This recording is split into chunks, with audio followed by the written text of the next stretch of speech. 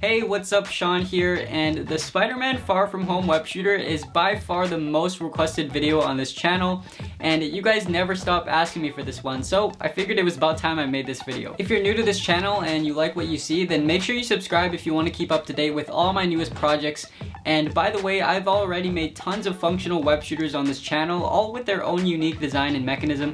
So if you haven't already, you'll definitely want to check those videos out after this video is over. Now, before I show you guys how I made this web shooter, I want to share some of the cool web shooters that you guys sent to me recently. And hey, if you decide to make something from one of my videos, feel free to send it my way and I'll be more than happy to feature you in a video. So shout out to all of you who sent me those pictures and videos. You know who you are. I left links in the description to all the materials I used, and I also included free downloadable templates which you can also find in the description as well, and I numbered all of the template pieces in the order that they appear in this video, so they should be very easy to follow. Alright, well, the first thing I did to make this web shooter was build the base using some cereal box cardboard.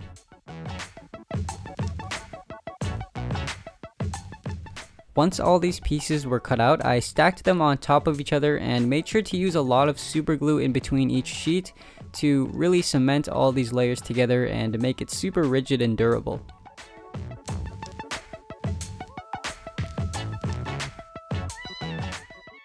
And I added this additional piece right here, which will be the top side of the web shooter. To make it even more durable, I thought it would be a good idea to add super glue along the side of all those layers and then sand it smooth. And that is how you make a very strong base for this web shooter. Moving on, I rolled up a small tube of paper to make the barrel of the web shooter, and I measured the outer diameter of this barrel to be about 3/8 of an inch before gluing the tube shut. And we can strengthen this paper tube by adding a layer of super glue. Now I made a tiny ring out of cereal box cardboard and glued that to the end of the barrel like this.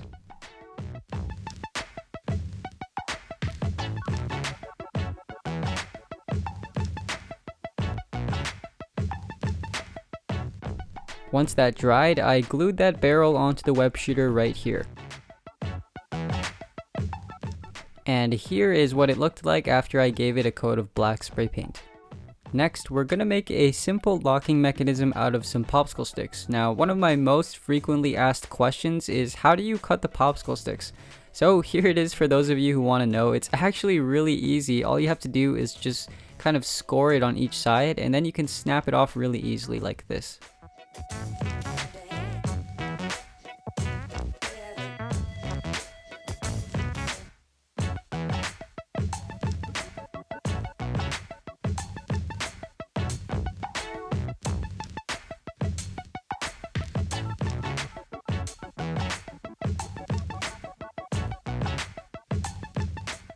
Now I'm gonna attach these two pieces together using duct tape and super glue, and that gap in between the two pieces is gonna allow this piece to flex in half, which is what's going to cause the web shooter to shoot when we flex our wrist.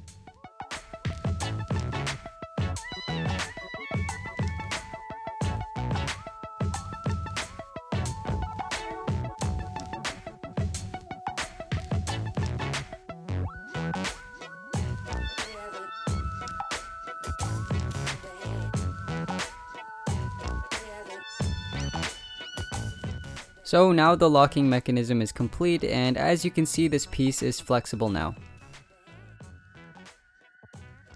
Alright, and now I can glue that locking mechanism onto the web shooter in between that gap right there.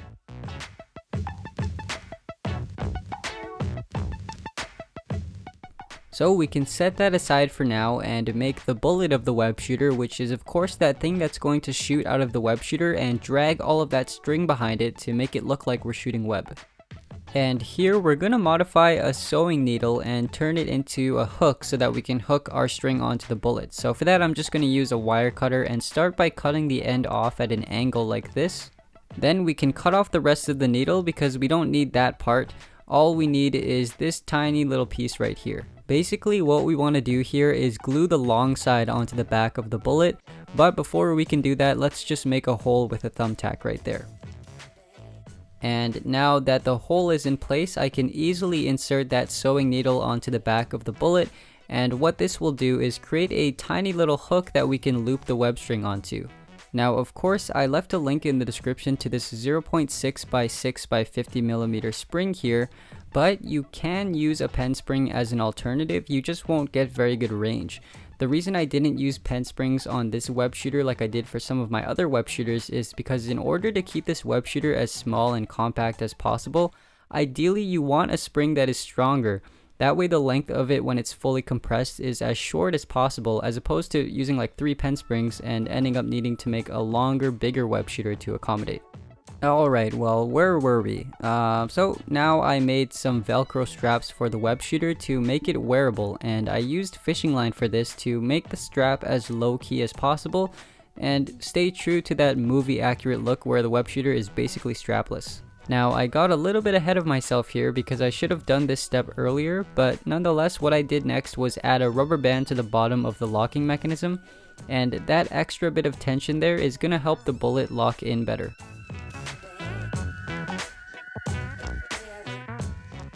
So now we can do a little test to see if this works. So I can insert the bullet into the barrel like this, and to fire I just put pressure on that popsicle stick to flex it downwards.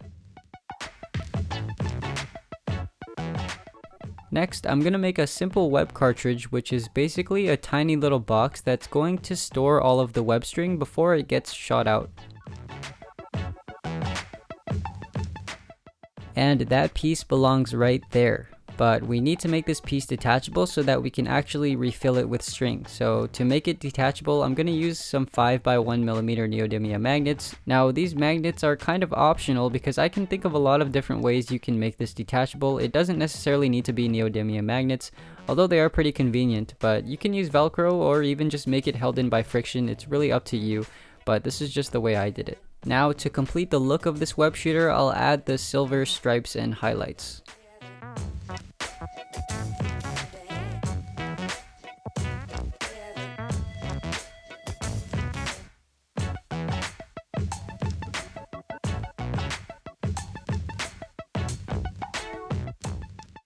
At this point, it was time to attach fishing line to the trigger to be able to shoot it on command.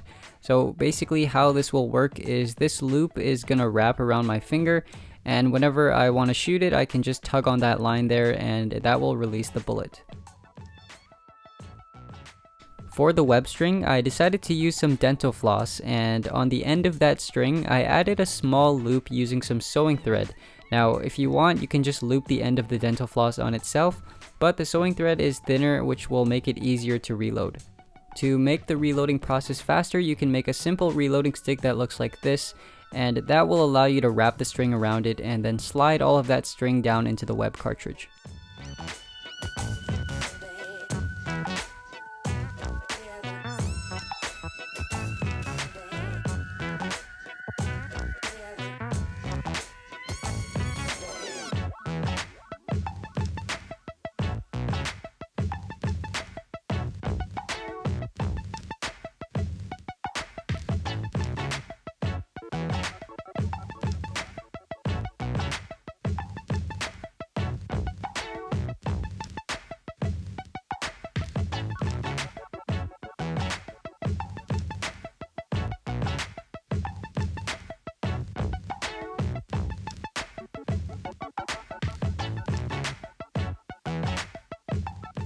Well hey, if you liked this video, then make sure you click or tap the screen to check out my functional Miles Morales web shooter. Thank you very much to my patrons Alexander Samosky, Anthony Riolo, Ben T. Matchstick, Carlton R. Powers, Max Trax, Tanya Davies, and William Christensen. If you would like to become a patron as well, there's a link in the description below to my Patreon page.